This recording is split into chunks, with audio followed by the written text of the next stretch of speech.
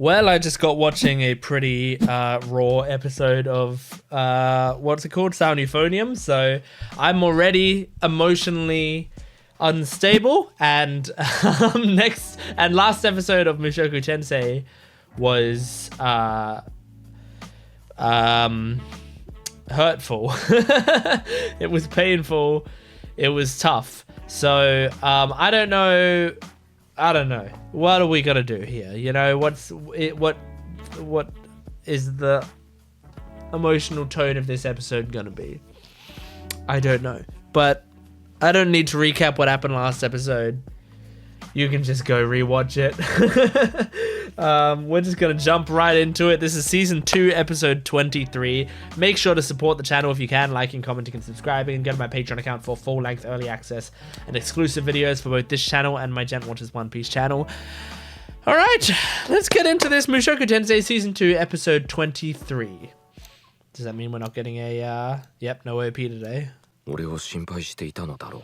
Tying it into his real life parents, or his original life parents.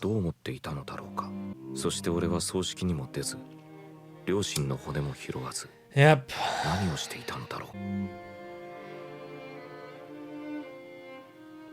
God damn. Not a fake like me, wow. He's in the bargaining phase of grief, I think. Or somewhere between anger and bargaining.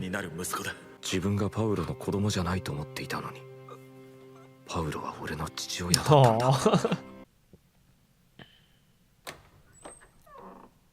Hey, girl. That's a good idea. Get him out of this location.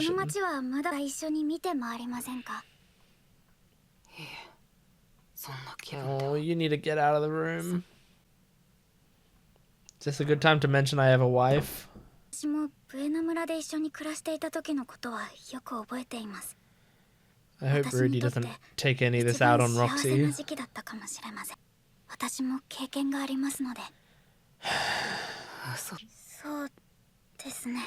She's not just talking about parents, though. He is taking it out on her. Oh. God. You can only change bits at a time. Oh. She's so cute. Is this a good time to mention my wife? Undersized?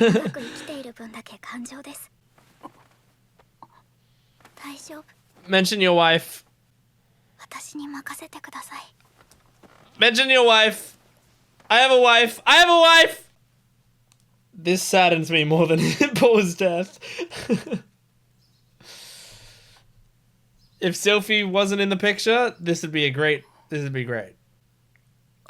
I know it's difficult for Rudy to like. His mind's all fucked right now. Shit. Shit. Oh, I feel so dirty. Because Roxy doesn't know. So she doesn't know that he just cheated with her. Roxy's so sweet. I'm disappointed in Rudy, but it's fucking tough situation. Yeah, that's the least of your crimes today, Rudy. Okay. That's good. Maybe there's still something we can do. Magical impairment, okay.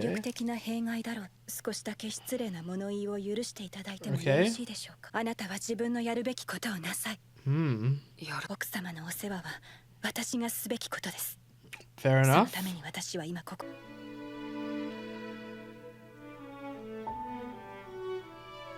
Oh. cool. I have a wife, by the way. Oh, she's so cute. I'm so sad about it. Oh, man. He's hover-handing her. Yeah, you've already fucked that up. Oh, you said it!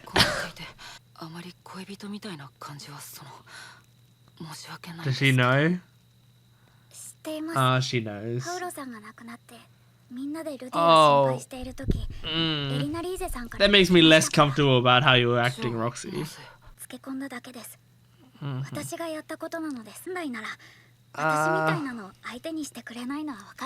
Well, now I feel like Roxy's more at fault there.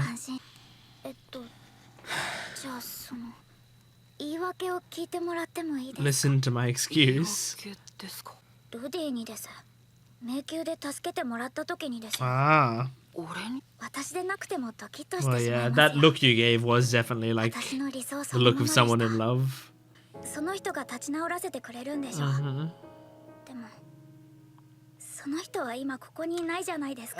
It's true. I can talk about it all in discussion.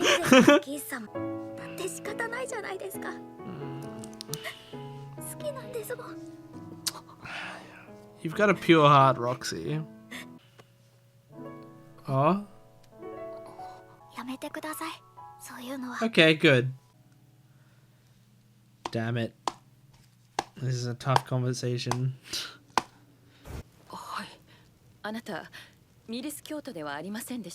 Not particularly. Okay.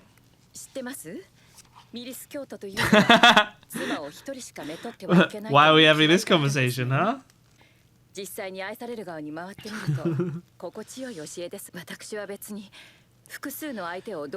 great if all parties are accepting of that and know about it. Oh my gosh, you have to talk to Sylphie first! And Sylphie needs to be 100% for it. Not just like 80%.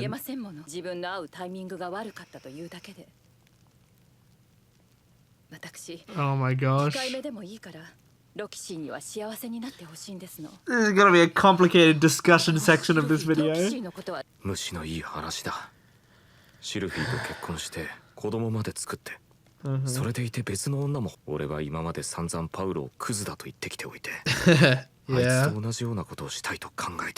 you do.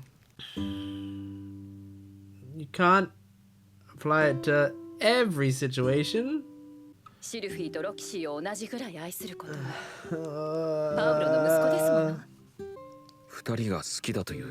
I know you do. I'm not sure elinalise is the best person to be talking to about monogamy.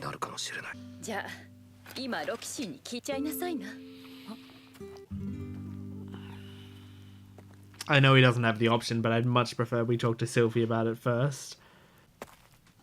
But obviously Sylphie's not here, so he can't.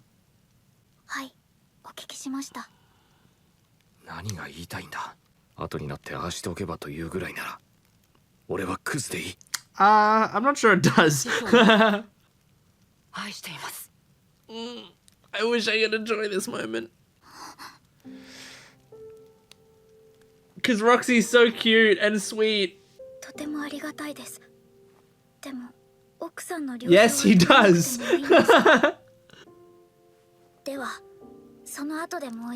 Good answer. Roxy, I'm happy for that answer at least.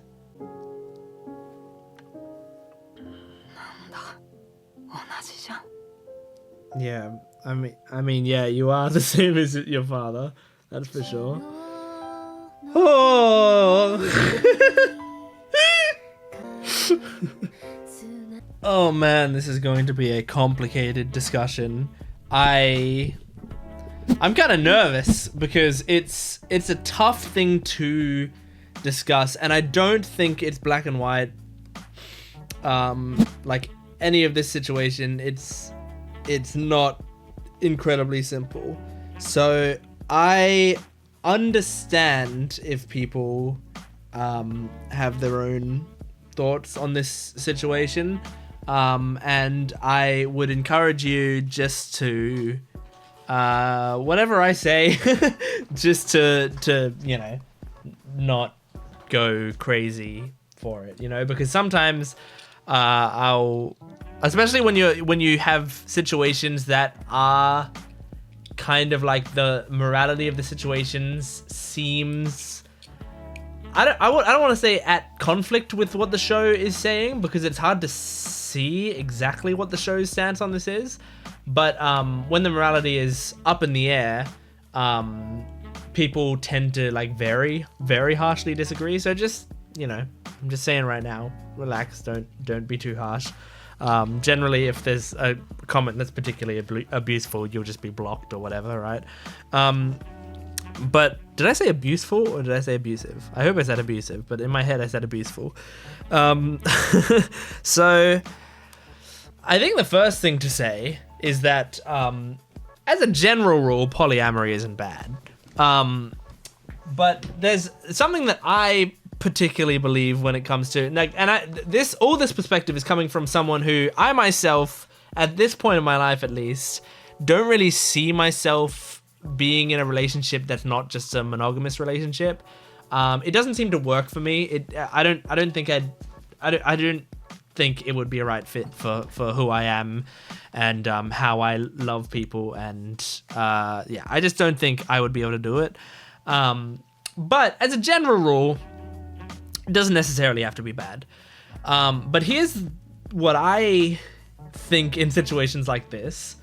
Polyamory works to me if both the original parties, let's say, in terms of, all the parties, but let's just say, like, in terms of there's already a couple, and then you might want to introduce, like, another person into the relationship.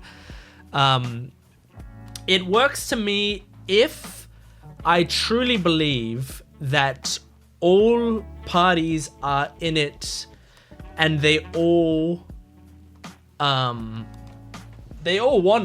it, like, and not just like as a not just they're settling for it because it's the best they can get, that's when I think when it becomes a problem, when like you have partner A and partner B finds someone else that they love and they come to partner A and they say, hey, I want to be in a polyamorous relationship with this person, then if partner A is like, oh, you know what, that's great, that like I completely understand, and like, maybe they'll be shocked, but then like once they've thought it through, they're like, you know what, actually that works for me, and I like that for this reason or another reason or whatever, then that's great, then that works out fine. And maybe that is what's going to happen with Sylphie, I don't know. And you know what, from the way this show is going, I feel like that might happen with Sylphie. So I'm reserving my judgment until it's to see that fully. But the situation that I think is more common in relationships where it doesn't quite work is partner A will go, oh, okay, I guess we can try it because I don't want to break up with you. And that's when I think it can be difficult, because then partner A is no longer in a relationship that they sort of agreed to from the outset. And then they feel like they have to do it just to keep that relationship going. Now, the unfortunate situation is if that happens, like partner A, it probably should be like, they probably should say, I'm sorry, but I like this, to me, this only works if it's a monogamous relationship, and so either we stay a monogamous relationship or we have to split up, because otherwise I won't be properly satisfied. But that's like a super perfect articulate response. Like, not most people can't react like that to that sort of proposal. So it's, you know, it's difficult, and I understand why a lot of people don't have that perfect response at the ready. And even if they do know that they should say that, they might not be able to bring themselves to say that to their partner that they love and they truly don't want to lose. Because when you're in a relationship, it does feel like if it ends, that's it. You know, everything's going to crumble apart and there's nothing I can do. It's truly like a crazy hold that love can have on you like that. So it's difficult, you know. But let's just talk about this specific situation because I agree with Rudy in when he says like I love them both and I think I would love them both equally. I agree. I think he does love Sylphie and I think he does love Roxy and I think he could love them both equally. I think it could work for him. I'm not super happy about the fact that that they spent the night together without Sylphie's sort of, you know, consent on that situation. And again, like, I feel like Sylphie maybe it's difficult. I actually don't fully know how she's gonna react, but I'm sort of 60% odds on her being so understanding that she goes, well, your father died, like, it was a difficult time for you, I understand, or whatever. I can kind of see her doing that. I can also see her being really hurt by it, or like being hurt but not wanting to admit that she's hurt by it because it feels like it's not fair if I'm, you know, if I'm mad about this when his father just died and he was grieving or whatever. That's where it might get difficult. She might not feel like she can call him out on it, which would be very sad. I love Roxy and I think she's very sweet, and I know she was doing what she thought was best for Rudy. I also, she kind of admitted in this episode, like, it was my mistake. I'm the one, I took advantage of you. And that's true. She did take advantage of him. And I think that wasn't the right thing. Because she said, like, what else could I do? Like, this is the only thing that I knew to do. I think grief, I don't think you can just, like, heal grief, you know?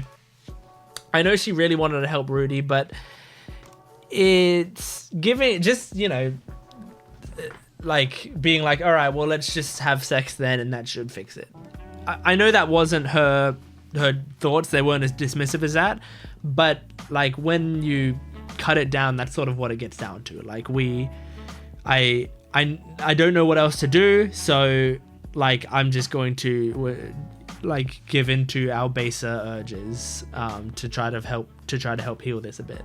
And it's unfortunate because that's, like, it's, to me, kind of bad because she knew that he had a wife at home and a child on the way.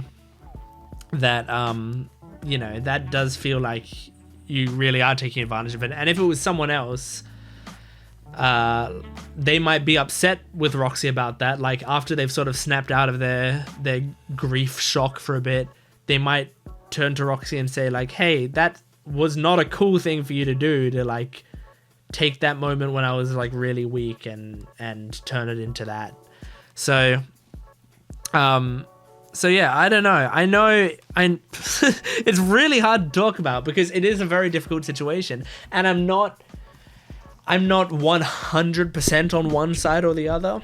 I think it all depends on this Sylphie talk that we have later, because she's the actual victim in this case, and I think if we talk to her and she's just completely fine with it, or she has her own thoughts on it that are, like, in the positive area, then I sort of don't have a leg to stand on anymore, because it's ultimately up to her. I shouldn't be upset on her behalf if she is completely at peace with it. If she's completely okay with it, then I should take it upon myself to move on. But I think it's important to talk about. I think it's important to think about these situations. Man, I wish this was a simple episode so that I didn't have to think this much about like what I feel about it, because I truly don't know. But I think overall I'm not with Rudy and Roxy in this episode. I think it was a very difficult situation that they handled poorly. And it's hard to judge someone for how they act when their father just dies, you know? So, like, I have not been a perfect person my whole life, and when going through any sort of grief, it kind of brings out the worst in you anyway. So, I can't blame him that much, because this is a tough fucking time. But, yeah, anyway, whew. I started this video saying I was raw from watching the Sound Euphonium episode, and then I go into this episode. This episode doesn't make me cry. It just gives me complicated feelings, like very, very complicated feelings. And it's really complicated when they have scenes where like he's telling Roxy that he loves her, and I'm contrasting that with like him and Sylphie, you know, falling in love with each other. And I think him and Sylphie falling in love was so cute, and it was so perfect. It was such a perfect situation that I was like, yeah, this is amazing, you know? And I think if I hadn't seen any of season 2, right? But I had seen season 1, and then I was like, oh, you know what? I'm going to check out episode 23 of season 2 and just see what's going on. And I watched episode 23 and just saw like the scene where he says, I love you to Roxy or whatever. I would go, this is an amazingly cute scene. This is so adorable and awesome, you know? But because of all the situation surrounding it and all the build up to it, I couldn't. I was just a little sad. But yeah, I don't know. I don't know how how other people are going to react to this episode either. Because sometimes I'll have these feelings and they are at war with the way that a lot of other people watch this show or watch similar shows. So I don't know if this is going to be like a generally accepted, everyone's on the same page with this episode, or if this is going to be a thing where everyone is on the same page, but it's on the opposite page that I'm on, or it's going to be like a 50-50 divided split. I feel like it'll be divided, but I don't know. Let's see. I feel like also if you have read the original source material, you are more likely to be sort of like on Rudy's side in this situation, Rudy and Roxy's side, because you might have the context for what comes later. And I kind of am not really talking to you in that situation. Like I understand you could have your own opinions on the situation, and maybe they truly aren't influenced by your opinions of what happens later, but I think it's kind of difficult to be impartial when you do know what happens afterwards in this story. So I'm kind of curious about like purely anime only people, what they feel about it. But if you do leave a comment about it, just make sure to be civil and very, you know, kind about it, and let's not get aggressive with anyone really. I don't want to be like fuck Roxy and fuck Rudy or whatever, and I don't want to be like fuck Gent for his opinions on this. So I guess we'll see. But that's Mushoku Tensei, Season 2, Episode 23. One of the most complex things that I've had to untangle in a long time. So thank you for watching. Make sure to support this video if you can, liking, commenting, and subscribing. And go to my Patreon account for full-length early access and exclusive videos. I will see you next time. Goodbye.